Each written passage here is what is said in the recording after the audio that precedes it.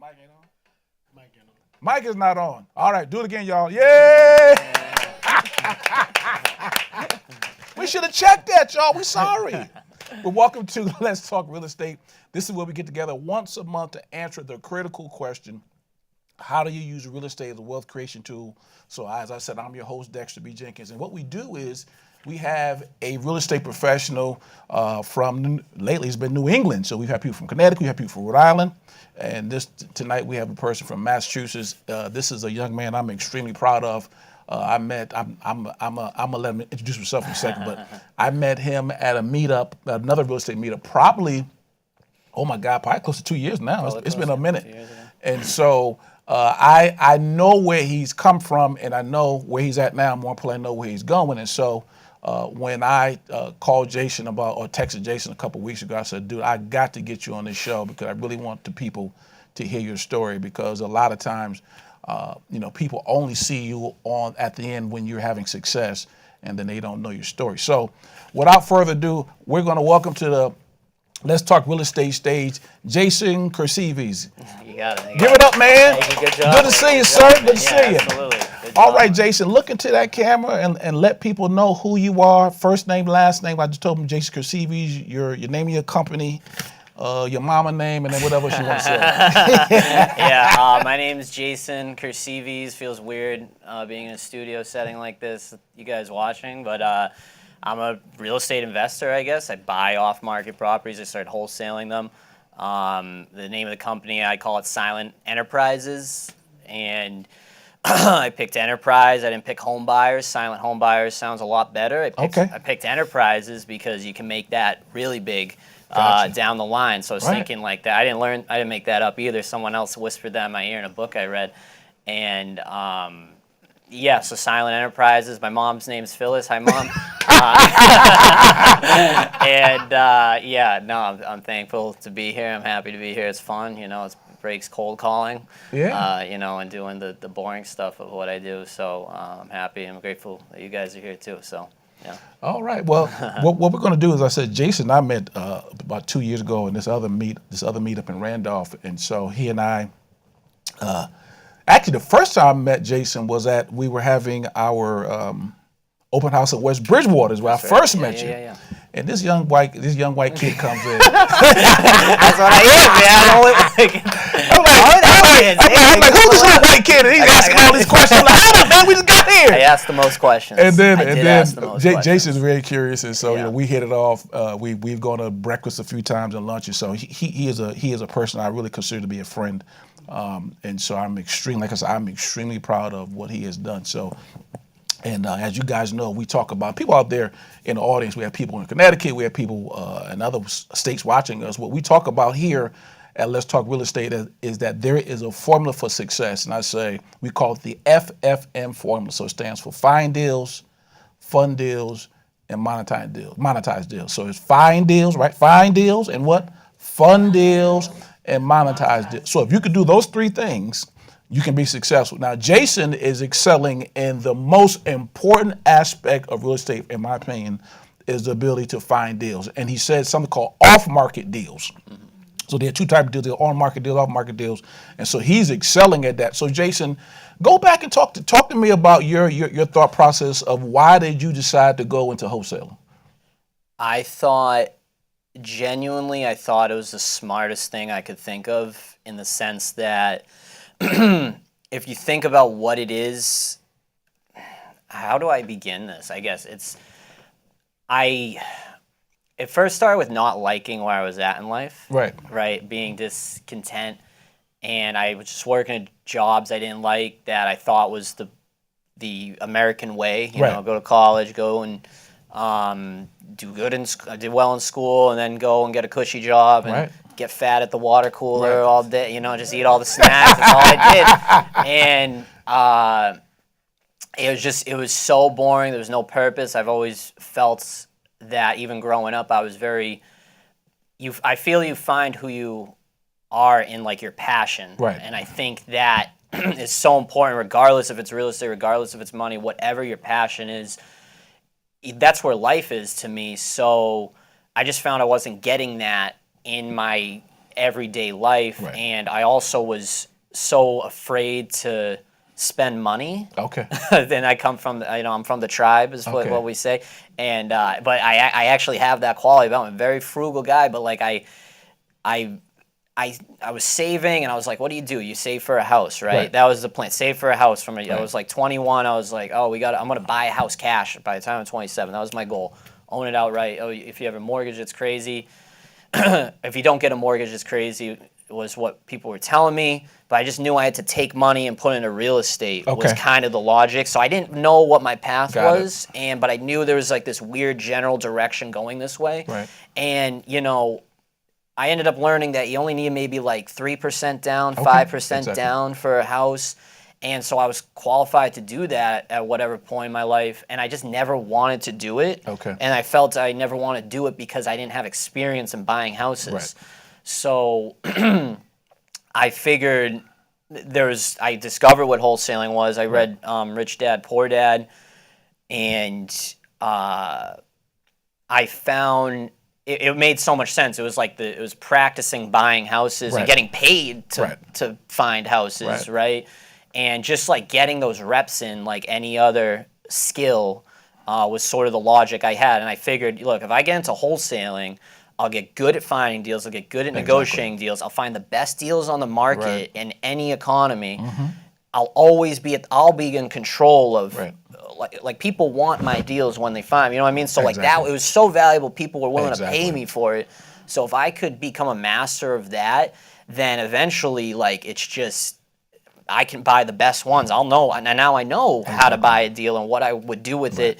And it's even better than that, because when I assign my contract, do double close, right, which is how you begin, you see what your investors start doing, and you're like front row seats to, there might be a developer that cuts the lot, and that's what happened to me in a deal in Worcester. We didn't know the lot was dividable. The guy they made like 50 extra grand off the flip because we didn't know it was a double lot type thing, right? And that would have affected the price we could ask for. And then I got a multifamily, and what do landlords value things at? How they look at rents? Like I'm in a real business school is what I feel. I think this is the real business school. I think it's the real school at doing and failing, and that's how you actually learn. And I come from, like I mentioned, with the school system, right, and what I felt I excelled at, it didn't teach me anything about life, and that's where I got,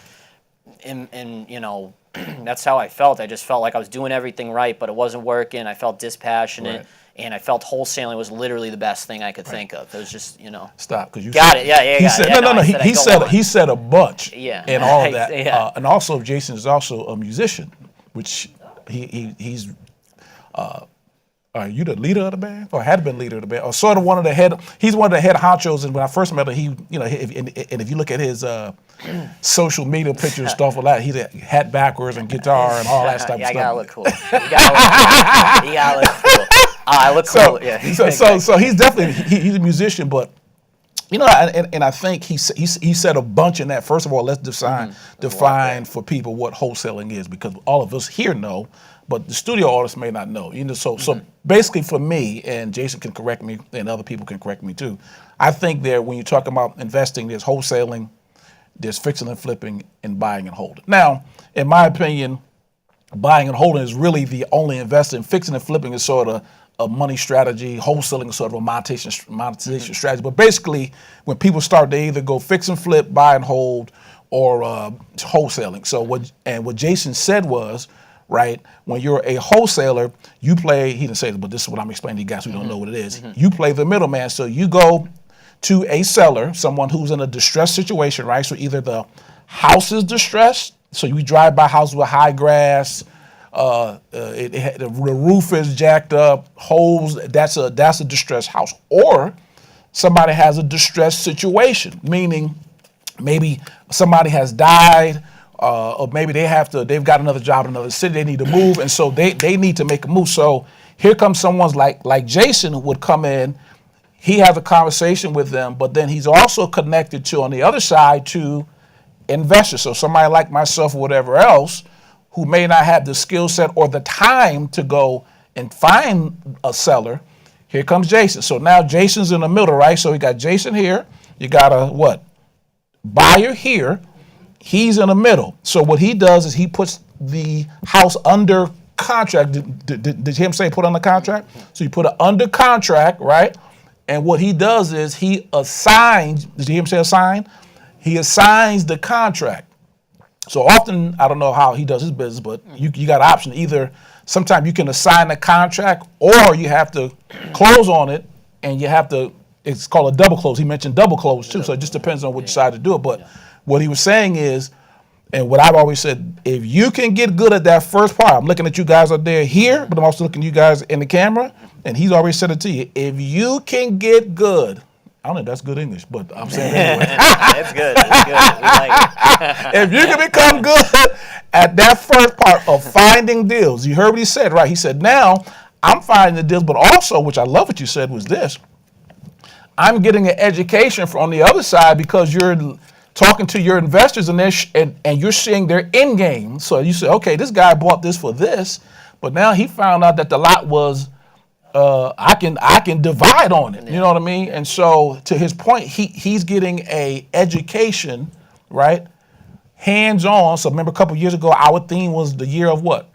Getting started. And we said that as you go, you learn. And Jason was around for some of that. And I said, this is your getting started. Yep, I remember that. And so he is really modeled getting started. And as he's gotten started, he's learned, and now he's becoming proficient. And what I believe is the most important part of our business is finding deals. Can I add something too? Just because there's evil people on the internet that can find these clips and say something to my sellers that I'm going to take their deal and I'm not going to close. I'm going to find someone else. Right. The first 5 deals that might have been risky. After that, I can close on these houses in case there's any sellers out there watching that saying I'm good for the deal. Right. And that's what they want though. Right. They want confidence on it and they want to feel good. So it's like.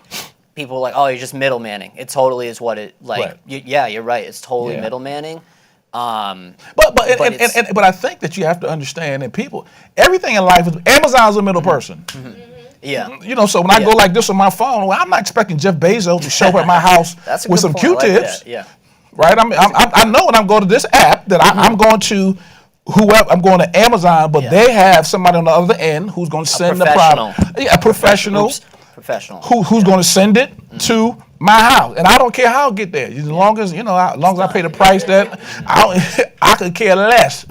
I'm not expecting that, and so I think, and you're talking a little bit about, and so you guys know sometimes people who do what Jason does, wholesaling and all that, they get a bad rap because people don't think that they are professionals. I'm just like, no, and so sometimes what he has to do is he has to let people know, hey, look, I am, because really when you're dealing with people's lives, when you're dealing with a distressed situation, they're expecting you to close on the deal. And so what he's saying, hey, I have the capacity to close. So whether I get my buyer to do it or whether I can do it, one way or the other, I'm going to keep my word and make sure that I close on this deal. Bad wholesalers are the only ones that give it a bad rep. Right. Because there's a lot of people that go on YouTube, they see a big paycheck, and they say, I can do it. They go on the MLS. There's so many small things. I would say 80% of the business, and I make this up, I think this is a Tony Robbins thing, but 80% of any success is psychology, 100%. right? And there is this 20% of the skills. Strategy and skills. And it's so small. Like it's intuitive to me now, but you do got to learn them. Right. And I'm still learning, obviously, but those small things just like you can't just go buy a house near retail, call a guy and call a family and be like, I got this house, if the house is like $500,000 or something, which is where I don't buy anything above $500,000, unless it's like a multi. But all those, the way, I guess it's just, the prices, well, I forget what I was going to say. I don't know. I was going to make something up to video. But like, it's just, I don't know, just wholesalers out there. You got to go with the flow, right? If I forget, I forget. You know what I mean? It'll come back. But it's the bad wholesalers, what I'm saying, that makes it look bad. Right. But when I show up to an appointment, it's the energy now, too. Right. They can tell. Like, and I have the reps now. And your confidence. And it's like, and I don't beg people. A lot of wholesalers, I'll say this, too. And this is a gem. I'll save you a lot of time with this if you follow this. And it's true about wholesaling. It's true about life. Don't chase anybody that doesn't want you. Okay? Don't chase anybody that doesn't want you. Because that's good dating advice too. That's great dating advice. It's great dating advice, and it's. But where do you think I got it from? Truthfully, that's really it. That's who you think I got it from. That's real good dating advice out there. It clicked for me. I was like, oh, this girl doesn't like me. This seller doesn't like me. Yeah, I'm moving on. Yeah, same. That's it. But for real, it's literally the same exact thing. Because what happens is you're calling, you're door knocking. There's no boss, right, saying, you're doing great today. You're going to make it. You're just in the wild in a way. Like, I can't believe, if my family knew where I was at in Springfield and the houses I was walking into and door knocking, the neighborhoods I was at, if anyone knew, it's and by yourself. By myself, 2 hours away. Right. Which I'm kind of bragging. I wear that with a badge of honor, driving 2 hours to Springfield and door knocking, like that, it's just so different. So I feel it takes courage. It takes courage. Yeah. And it's so scary at first, the small things. But what happens is you get desensitized to it. Okay. That's your goal. You want to get desensitized because I don't care. I talk to anyone now. I say, you want to sell it? No, screw you. Blah blah blah. And I was like, okay, I'll see you later then. You know, maybe I'll follow up with you in 6 months, and then sometimes they warm up to you. But like, just showing up every day too, I mean, that's a little different, but you know, I'll go on it. It's, you show up every day and you just keep going at it. Right. So back up because and then what? You guys got any questions? Questions thus far? Because he and I can talk all day because I got a ton of questions in my head for him because like I said, I do know the story. I lose my train of thought. I keep losing my train of thought. It's all these cameras. It's like, all geez, I should lay off that. And I'm gonna ask one last question, and then I'm gonna open up for you guys. So if you guys got questions, come up with them. So question for you. Yep. How long did it take for you to get your first deal? 3 months. Okay. And that was an act of God.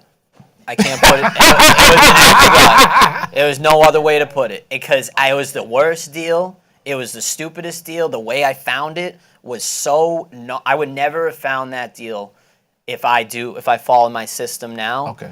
And I didn't learn that until like a year later because I went back, I reflected, and it was 3 months technically. Right. Okay. But I knew when I got that first check, I said, this works. See, people say that. People are like, oh, this works. I didn't get that. I was like, I knew it worked, but I didn't think I could do it. But when I got that, you know, that's good. That was a little different because I remember holding that paycheck and it was the smallest check I've made since. Right. Not to brag, but it was the biggest at the time. Of course. And I was like, I called my parents. I said, you guys don't gotta worry. You don't gotta worry at all. I got this. Because that first one was like so unbelievable. I was looking at the check. I was like, did it clear? And I'm like, look at the thing. And I'm like, your head hurts. You're like, you're looking at, yeah, right. And the funny part about that, I have to add this because it's a better question. Okay. The second deal I got was 9 months later. Wow. So you got your first deal 3 months, and then you went a whole 9 months until you got your second deal. Yes. Wow. I'll tell you how much that first deal was. That was a 10 grand check. Okay. Which was a ton of money. At the you know, like it's not enough, but in a month that's pretty good. Like when you look at it like that, you know, when I had my savings I was living off of. So I got cocky, and I did get a contract next month, but it blew up. Like it was supposed to, you know. 9 months, and I was making every mistake. I didn't know I was making mistakes, and that was the scary part because 9 months go by, and I'm sitting there. I'm like, I'm working so hard, and nothing's working. And it's not working. And so at like month 3, I start course correcting. I start just tweaking that machine, the business, just tweaking it 1% every day. If I could just get a little better every day. That was the toughest part of my life, truthfully. So people don't know I made 10 grand that year, right? And this is my second year in business, and I brag about this. I don't want to brag, but like, it's blossoming now. I am blessed. That is the actual word. You talk about floodgates of heaven. We're on a you're a pastor, right? I can use this terminology. It's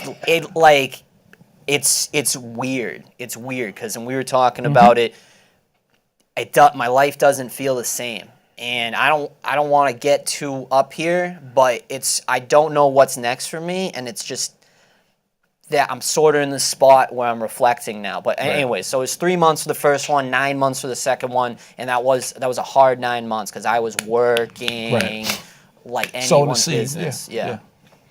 Questions for Jason? Who has the microphone?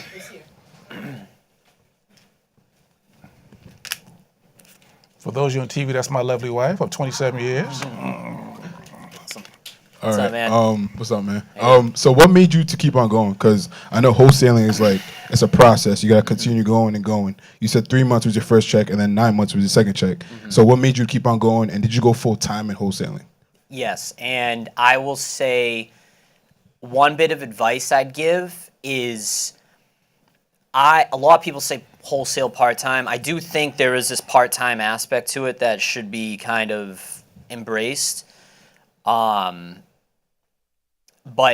the way I operate is I have to go all in. Yeah. So I wouldn't do it this way again. I would work as like a bar. If I had to do it over again, I would work as a bartender on a Friday, Saturday night, something in a bar, just to have like the sanity of cash flow. Because at a certain point, you're like, I wasn't going out. I still eat sardines, but I was eating a lot of sardines, and I was like, my savings was just going down, and I was like, it just felt really stupid what I was doing at a certain point. But what made me keep going, I'm going to use the word destiny. I'm going to use that word very particularly. I think, like I said, your life really doesn't begin in the comfort zone, right? Ouch. It's like, it's true, but like, all right, we're going to go into more scriptures. Go ahead, man. Go into more scriptures. You talk about the faith of a mustard seed. And in those 9 months, one of the biggest lessons, I'm going to answer what you're saying. I'm trying to figure it out too. But in those 9 months, I learned, I made the least amount of money I've ever made in those 9 months. But one of the biggest lessons I got was that I was rich. Like, I was already rich. You live in America. I had food every night because I was worrying every day, and I was like, wait a second, I've been alive this whole time. I've been alive. Like, and I haven't died, right? Yeah, I haven't died. I've been just worrying about it all the time. And that's good. Yeah. But like, you can't get that lesson. That's the real school. You can't get. I can tell it to you right now. You can give me the answer. Like, I understand. We understand it, but you don't get it until you live it. We're completing each other's sentences right now. And so the thing that kept me going actually too was seeing progress. Anything, and that's really good advice in my opinion, because if you just see the small wins I had, it was like, all right, like one of the craziest things I did that literally turned me probably clinically insane for like 2 months was I was copy and pasting phone numbers by hand. I was doing 100 an hour. Try that out on your own rate. And I was doing that for 6 hours a day. And the logic of it was if I have unlimited phone numbers, I'll have unlimited calling. So I had to do this. I had to focus. I put music on. And I'd be cold calling while I fed myself numbers. So I was just making this machine. And I actually don't want to get too much into that.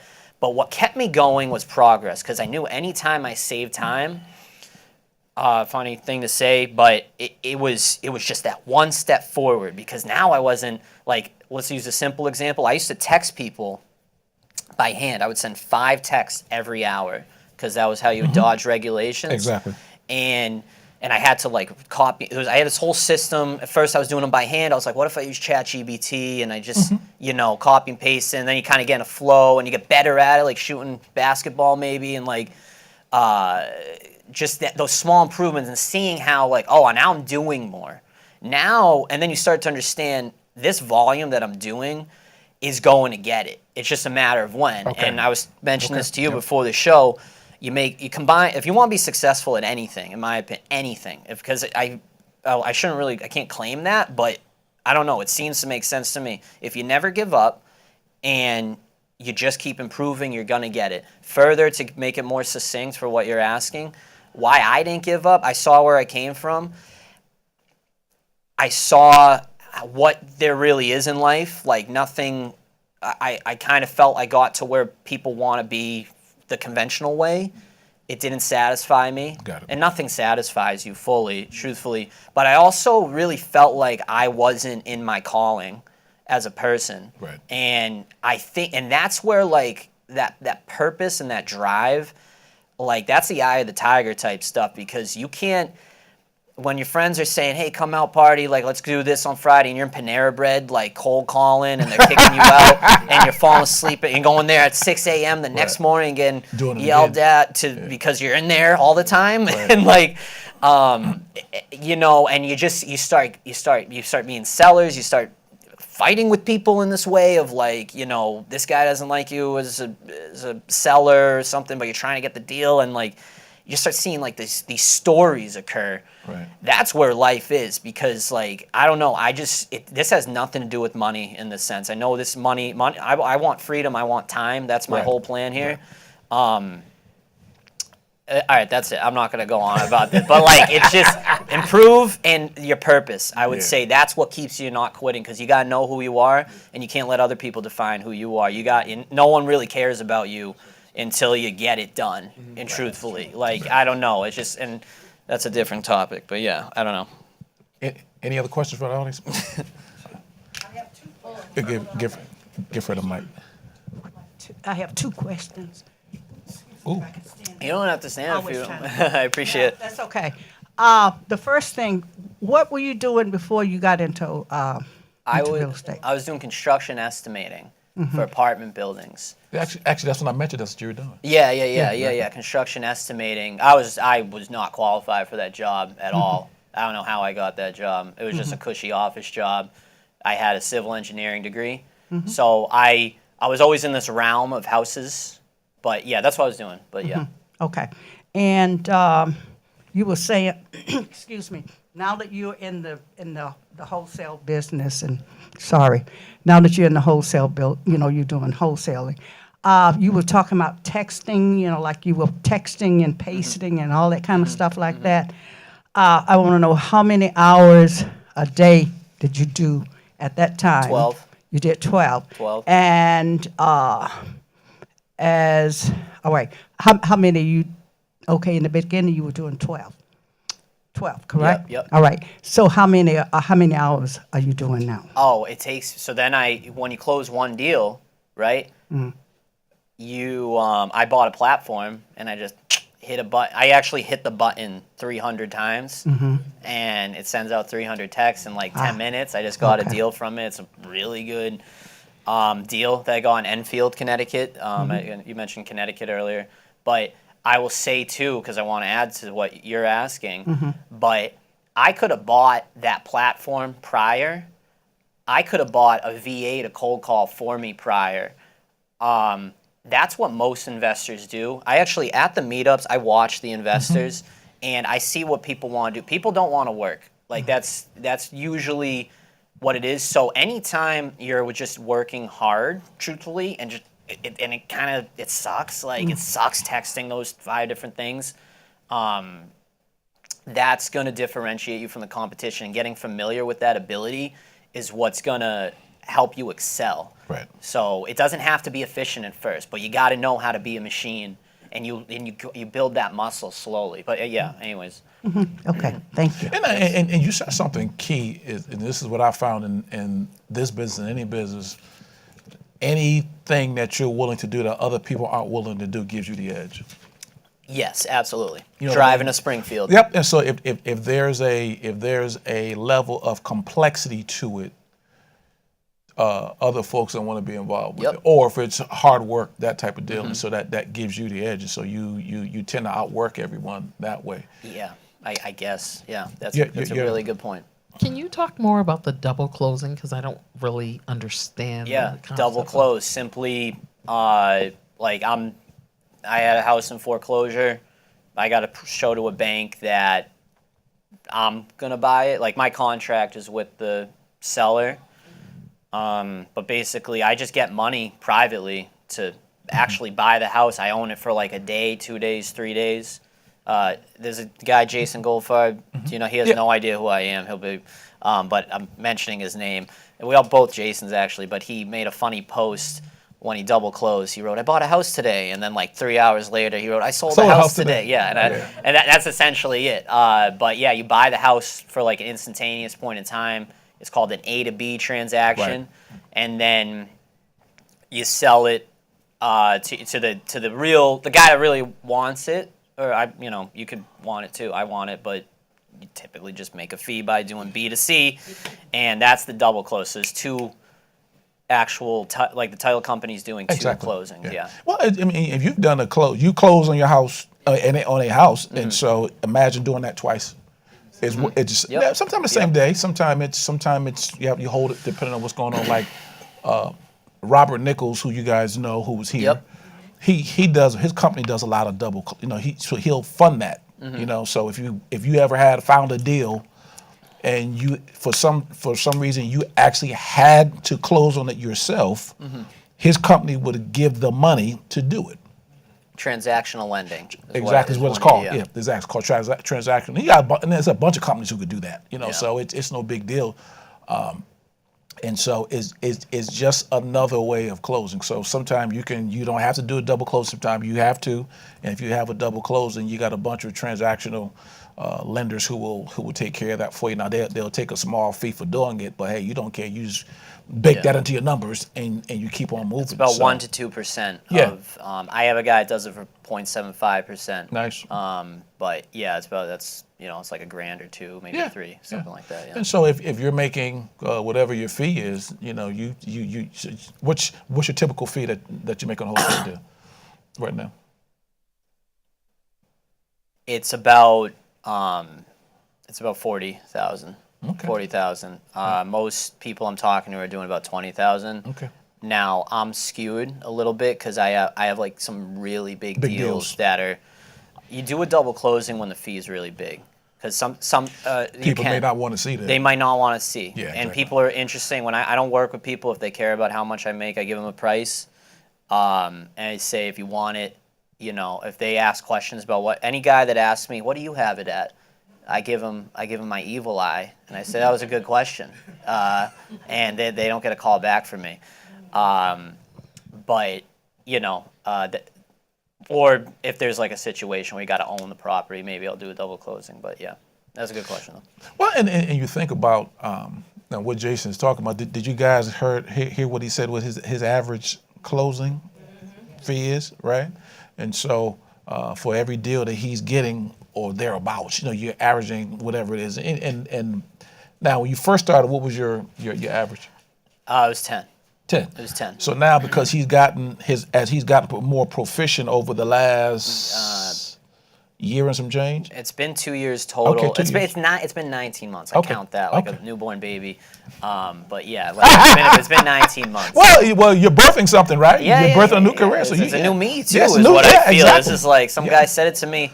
I knew one investor, but he's a buyer. Right. He said he knew me at my 9 to 5, how miserable I was, and he was in such a good mood. His name's Mike Videtta. I'm giving him a shout out. And he said, I was giving him this passion when I was speaking to him. I was like, what's going on? This was like a year ago. And he was like, you know what? I like investor Jason much more than estimator Jason. Wow. And I said, I like that Jason too. So it's who you are. I feel like destiny is again the word. Well, and part of the reason why I want to do this interview because like I said, I know Jason from when we first had our first conversation. We went to some diner in Dedham. Yep. A couple times. It was twice. At least twice. We met, twice. And just looking at what his desire was with music and his desire to even his desire to be with the Lord in some respect. Definitely. I want to go to heaven when I die. Yeah. I want to go conversations around that. So we had many layers of conversation inside of our conversation, and so like I said, that's why I can recognize that. One of my mentors says this: entrepreneurship, which what you and I are, is the greatest self-improvement package known to man. That's very true. because you have to become a different person in order to achieve your goals. And the money is just gravy on top of that. You know what I mean? You get paid to go to school. Thank you. You get paid to learn. You know, so it's the best deal. So what Jason is saying, the man I was, he didn't say this, but this is what I'm hearing. The man that I was 19 months ago, I am not that. So I've become something different, and now I'm a new person. But also money comes with that. You know what I mean? And so you look at, and I'm a money guy. That's just how I'm wired. I grew up in the house. My dad was very money motivated, and so it just fits Roy. That's just who I am. You know, but I'm more impressed and more concerned about people watching us and people in the audience. I'm more concerned about you growing as a person, because I know if you grow as a person, if you grow in your thinking, if you go in, you know, I was in this. My wife and I were in a conference in Charlotte over the weekend, so I spoke down there. And that's one of the things I talk about is, you know, it's all about mindset and changing your paradigms and changing your belief systems. And so Jason went through, got my first 3 months, got a check. Another 9 months. Most people would have quit between that 3 month and 9 month period and said, well, you know, that was a fluke, whatever else. I'll go do something else. I'll go back and play some music, and I'll go be your construction guy again. No money in music. No money in music. That much. That's your passion. Yeah. You know, but, you know, he could have easily have given up, but there was, as he was saying, I was growing and getting better. And so it's this thing of, you know, and you guys know there's people out here who, in the audience, people out there, I always ask you, how bad do you want it? Because that's the bottom line. That's what separates the men from the boys and the women from the girls. How bad do you want it, and how bad can you persevere when, like you said, I'm at Panera Bread, they throwing bread at me, telling me to get out. Literally, you know, he's going through this period of time when it looks like, you know, one of the guys I listen to all the time, and I'm gonna turn back. I'm gonna get some of the tools that Jason is using. One of the guys I listen to, and I always recommend you guys listen to, is Myron Golden. You guys have heard me use that name a bunch of times, right? And one of the things he says is this. He says, all work works. Say that. All work works. He says, some work works for you, some work works on you. And you have to stay with the work while it's working on you until it works for you. And a lot of times people, when it's working on me, it doesn't feel good. And so you quit before it can start working for you. So here's Jason, 3 months in, he gets his first check. Another 6 months ago or 9 months ago, he didn't get a check. Well, it was working for him because he said, I'm getting a little bit better. My system is getting, so it was working on, the business was working on him, but it wasn't necessarily working what? For him. Now he's on the other side where it's beginning to work for him, meaning the results are starting to come, the money is starting to come, and now he has to look at, okay, because he and I had this conversation, what's my next step, what's my next level, because the level that he started at now, he's no longer there. And so now that causes you, see, this is always going to be I don't feel like I'm preaching to y'all tonight. I don't know. We like it. It's good. But he's drawing this out of me. So it's your fault. And I didn't preach on Sunday anyway, so I got to get out of it. I get out of it. You know, it's this constant reinvention. You know, and so when you go to one, okay, well, he's not that Jason he was 19 months ago. He's a new Jason. So now I got to reinvent, okay, who's the new Jason going to be? Because he and I were talking offline. Now he has a VA. And so now he's training a VA. So now you become more of a leader as opposed to you doing it per se. Now you're doing what Robert Kiyosaki's talking about, right? You know, you go from being that on the left side of the quadrant to the right side. Of the left side, you're some of you guys, everybody know Rich Dad Poor Dad? Everybody read that book? Where he talked about that, and actually that's not Rich Dad Poor, that's Cash Flow Quadrant, is that book, where he talked about being on the left side versus the right side. So there's employee, self-employed, business owner, and investor. And so that's the quadrant, and on the left side is where you do all the work as an employee or a self-employed person. On the right side, as a business owner and investor, the work gets done for you. Well, the line, as you crossing over, is leadership. It's how to run a company. So when you said earlier, I'm running an enterprise, well, I have to think like an enterprise owner now. Y'all ain't feeling me tonight. See, now I got to think like an enterprise owner, not necessarily a person on the left side, and so now Jason is starting to make that transition, and so sometimes it's a pain behind because now you're training people and dealing with people. Whereas as before, it's easier sometimes. I just go do it myself. Well, enterprise owners don't think like that. They think about I've got to have a team. So, because you said a few seconds ago, I want to have freedom, and the only way you have freedom is if you have teams and systems and leverage and all that. And so that takes time to build. So, talk to us about some of the. Well, talk to us about. You got a question, Antoinette? Okay. We go. Oh, this is some good stuff. I wanted to know, like, I'm sorry I came in late, but do you have a real estate license? No, I used to. Okay. I used to. Yeah, I Really? used to. I don't think. I don't want one at all. I would, and I know. Are you licensed? You licensed? Yeah. I have what's called an ego, and I don't like blending in. And I noticed the first step in real estate law, people get their license. I think it's a great thing. That school, the school you go to is good. But no, I don't have one. I don't have one. You don't need one to do what I do too. Exactly. That's what's cool about it also. Okay. Yep. Because that was one of my questions. So basically, you have a list of contacts, from what I understand. Like you said, you were doing all these calls. That is the business. Is that list of contacts, growing that, Okay. and getting it. However you get that, whether you drive for dollars, like he mentioned earlier, that's a slow grind that you got to show up every day for, and that's what I've done now. I've done it so many times. It's now big, and I'm looking at it. But yeah, sorry to interrupt you. Yeah. But I do. So do you use that list to find properties and to reach out to people and say, I have a property? So is it two ends? I'm wondering, Yeah, okay. how do you find the people once you find the property Very to good question. offload it? Very good question. So to find a buyer, I'll go on public record.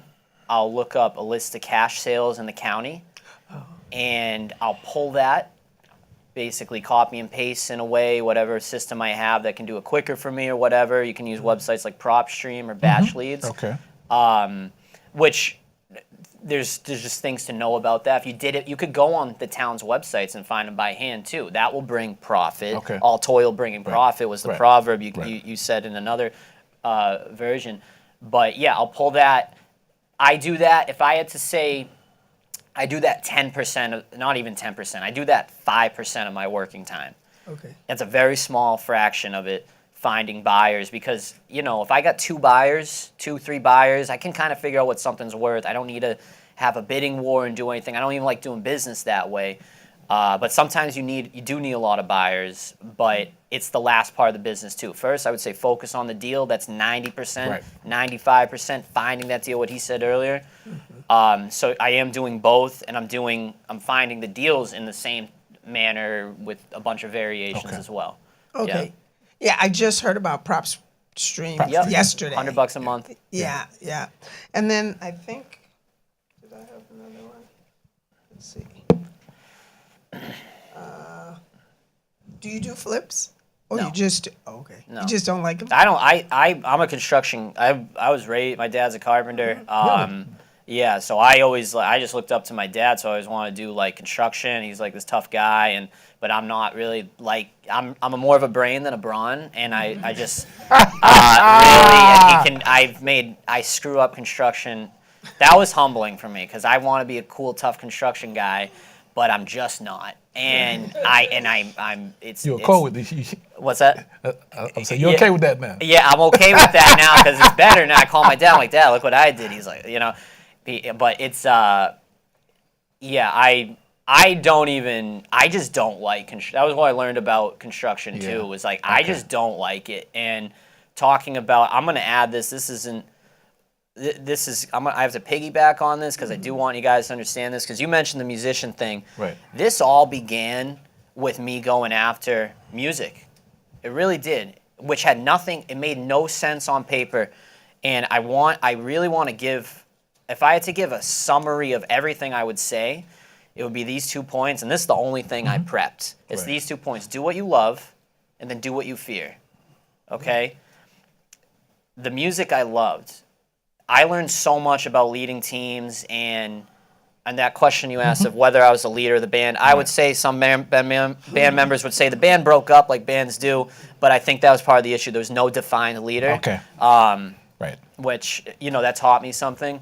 but that gave me a lot of education. That gave me a lot of passion. I saw how excited I was about it, how just what it did for my life, how I grew as a person more than I did from like conventional education. It came from pursuing something I love. And a lot of people say, you know, if you think about it too, if you were to be super successful and make a ton of money, are you going to stop doing that job just because you have a ton of money? You should probably, I would say, you know, think about that. Keep going, because if you don't want to keep going, if you're doing it for the money, you're not, one, you're never going to get the money. Two, you're just not successful, in my opinion, if you don't love what you do. So anyways, it was through pursuing a passion of music that I learned I like running teams, I like working on systems, and now I'm at the favorite part of what I get to do. I knew that the wholesaling in the first year would be really tough, but I knew I liked working on teams and systems, and I want to run a company.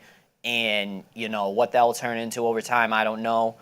But it came from something that made no sense financially. So you guys think might not be real estate in a way. You know, that's something to kind of think about. It probably is, because you're here and it says something.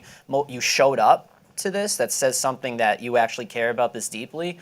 But a lot of people shouldn't be in the game, and they'll do much better at something else that they're more passionate about, because we can't all be real estate investors in a way, if you think about it. If everyone was we should, I would argue, but like, you know, I buy banana bread once a week from this farmer person at the. Somebody got to cook the bread. I want the banana bread for $8. I love that banana bread, and like, I'm grateful for the banana bread, and it's just, you know, it's about your path, and that's what I said to you earlier, like your purpose as a, you know, as a person, like that, you gotta get in tune with that. That's gonna give you a lot of benefit, in my opinion, because God made you a certain way. You know, He's got to use you a certain way too. You know, and you're very unique. So it's like, it's something to think about. But yeah, no, that's helpful. Good question. Good question. Yeah.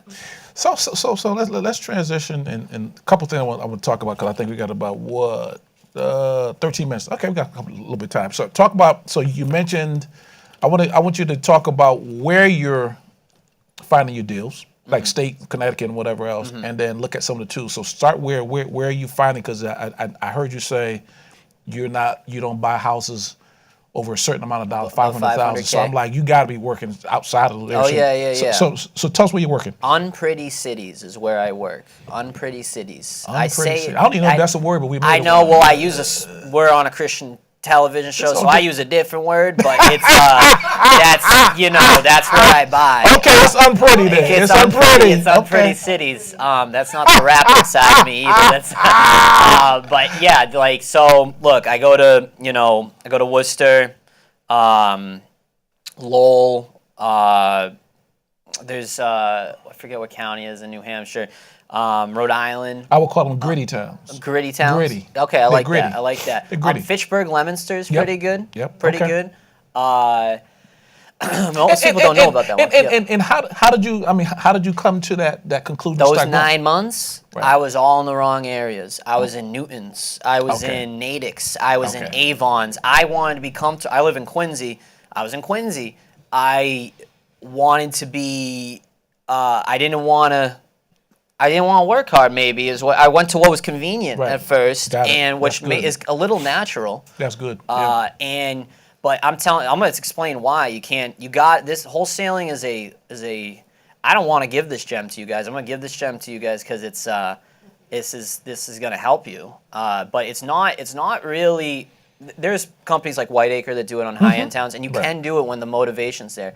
But the fact of the matter is think about it. If your house is worth, let's just say $700,000. Okay, if you live in a town where your house is worth $700,000, that's a nice place to live. Yeah. That's a safe place to live. There's no crime. People don't want to leave. You have kids there that run around. Just go into it might be valuable to just go into a rich town, drive, and just observe that. And the fact of the matter is if you're smart enough to get that much amount of money to amass into such a way that you can live in that area, other than maybe an inheritance. There's one-offs, sure. I'm saying as a business model, though, I don't focus there.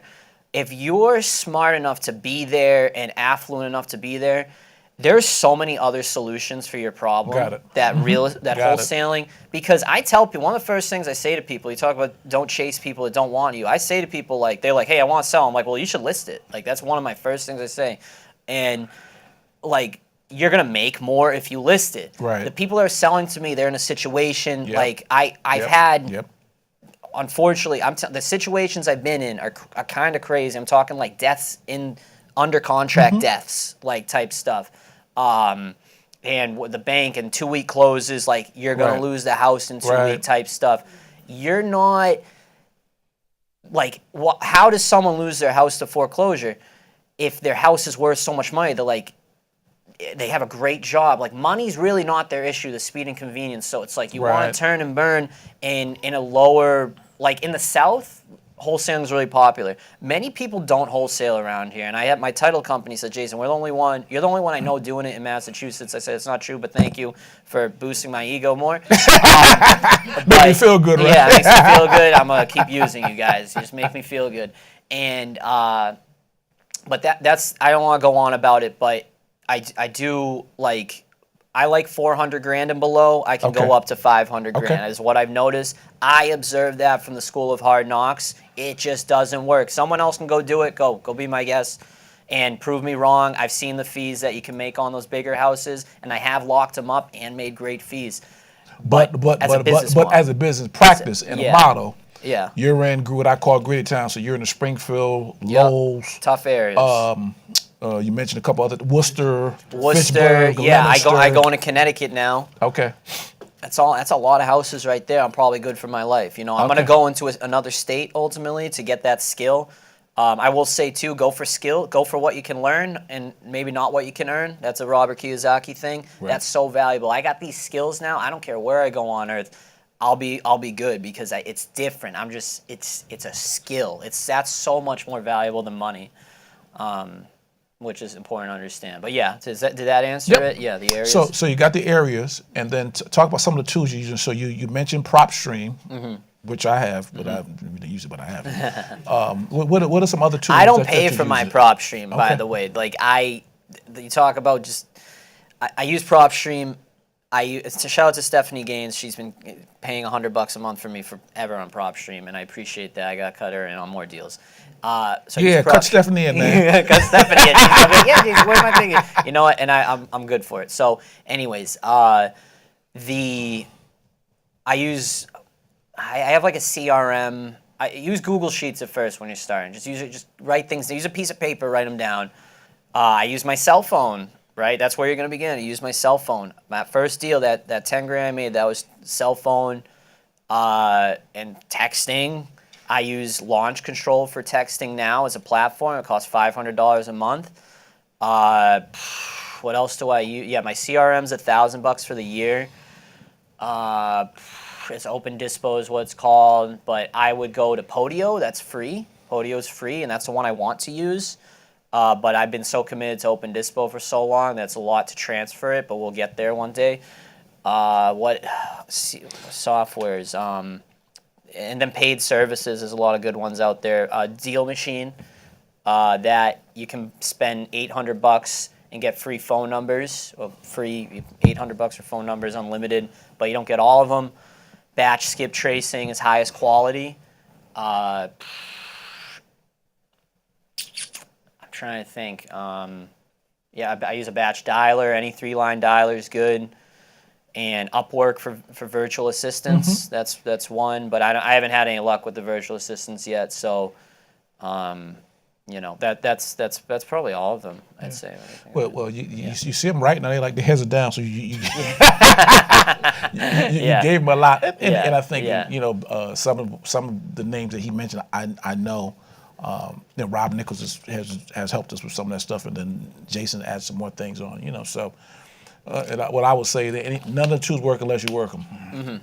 That's the bottom line. Yeah. So you know, sometimes we get caught up in buying these things, don't use them. So what Jason said up front in the beginning, use free stuff. You know, just to get your skill level up, and then once your business begins to produce, then you can use that money to do those things. I'll help these guys out a little more too. Like, if I had to give you a strategy, go get a deal. If you commit to 6 months for a marketing plan, and be pleasantly surprised when month 3 you get a deal. But go door knock foreclosures. Just go do that. That's the best way you're going to learn sales. That's the best way you're going to conquer your fear. That's the best way. That's an always changing. Okay. Like that's a conveyor belt, right? People always going to foreclosure. That's it. So I would say like you just need your car and gas money, and some heart. And some heart, yeah. And that's it's tough, but it's what I'm on a show right now, so it's like it works works for you. out. Yeah, it works out, And I think everyone has to find their, what works for them, because I heard, I ain't gonna never do door knocking, and then some people say, and you're saying I'm doing door knocking, so I think, and then obviously if you're a woman, well, you may not feel comfortable knocking on somebody's door and be like, because you feel you may get snatched in the door, That's you fair. know, and so it just depends on. Well, I would say, and this is a marketing tip. Any type of marketing that you do, you have to do a lot of it. That's the bottom line. So whether you're door knocking, texting, driving for dollars, it can't be. I talk to 2 people. Well, you need to talk to 200 people. Consistency. Or have a system that talks to 200 people and keep going. So we have one question on here, and then we're going to wrap it up in the chat. And the question was, how do you fund your deals? Which I think you answered, but you only need like $500 to $1,000 to do a handshake with someone. But when I double close, his name's David something. I rarely do it. It's very rare. we can't look up David something. David, it's like Rob Nichols is good. Yeah, Rob's good.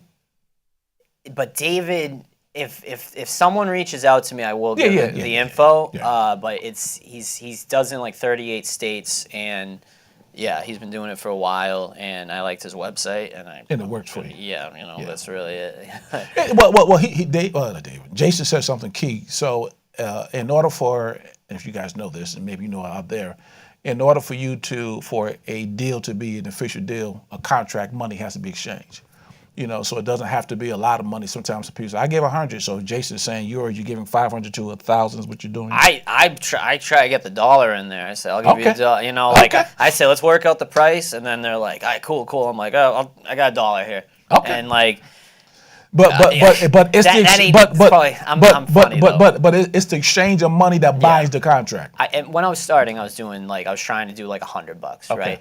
But I do 1,000 as a default because it just looks a little confident. It sounds good too. Yeah, it sounds good. So here's $1,000. Like, I don't know. You're serious. You're serious, yeah. Because I've had people bail on me. I've made that mistake. You talk about learning and failing. I've lost 20 grand deals because my earnest money wasn't enough, and it's hard to describe. Like I had a legal contract, but don't let the earnest money ruin the deal. That's an easy one. There's a business model called Gator lending, which I think is ridiculous personally, but they'll let you borrow earnest money, and it's just stuff like that. But $500 to $1,000 usually people are okay with. They don't question it. They're like, okay.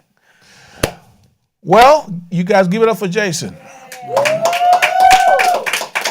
Jason, look into that camera and let people know how they can stay in contact with you.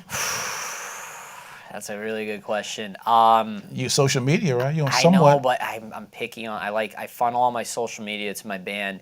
I don't care about me. I care about that. I think that's cool. So what do we got on the screen? That's that my works, Gmail. Right? I love that Gmail. I got a 617-855-0069. Yeah. It looks like a hotline. That's whatever. That's my number. I can't believe that's my number. 617-855-0069. It's ridiculous. It's a ridiculous number, but that's a good way. I would give you my home address, but I have other people who live with me. We're good. No door knocking me. And those of you who are here, we can get that to you. No big deal. Yeah. It's on the screen. And so you guys give it up for. You already clapped for Jason already. I appreciate it. Just to let you know, what we have coming up April 4th and 5th is the summit. So put that in your calendar for 2025. And next month, guest, I don't know who. I think I have one. I think Jeremy may be coming. Breland. He's a great. Yeah, so he'll be here. So I want to finish the last this year talking about deal finance. So all right, thank you guys for tuning in to Let's Talk Real Estate. Give it up for Jason one more time. We will see you next month. Be blessed. Bye bye.